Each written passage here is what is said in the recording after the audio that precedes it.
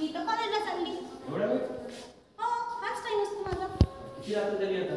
रात्र म्हणजे हा जर आता किती दहा वाजले वाजले? ना. नाही रे, असं काय शिकत आहे तू? मी एमसीए करते आणि माझे काय कॉलेज चालतं 6 पर्यंत आणि नंतर मग माझे एक्स्ट्रा क्लास असतात. बरं, एक्स्ट्रा क्लासेस असतात बरं का. हो का? याचे म्हणजे एक्स्ट्रा क्लास असते.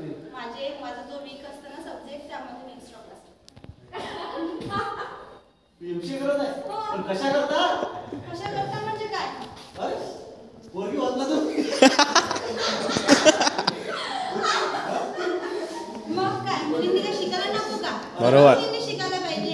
आणि पण पुढचं लग्न लावून द्यायला 18 वर्ष झाले की आज फुकटचा खर्च करा ते पण दुसऱ्याच्या घरी या मग काय मग मुलगी परक्याची धन म्हटल्यानंतर मग काय तिला तसंच सोडून द्यायचं का काय मला? तर? आणि नवऱ्याने मारलं तर मग तिचा मार खायचा, त्याच्यावर लढा नाही करायचं का? आणि हे मग ते सगळं शिक्षणामुळेच होतं.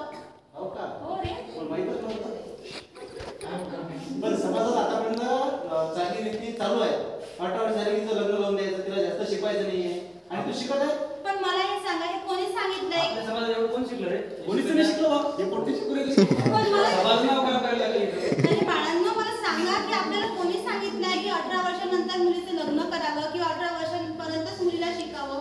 तुम्ही ही जुनी परंपरा रूढी आता पण का अंमलात आणतोय? आपल्या समाजात तेच चालू आहे का मुली जास्त शिकावं नाही, मुली हे परक्यात धन आहे. मग तेच ना, आपल्याला हाच तर विचार बदलायचा आहे. हाच विचार आपल्याला समाजापुढे बदलायचा आहे की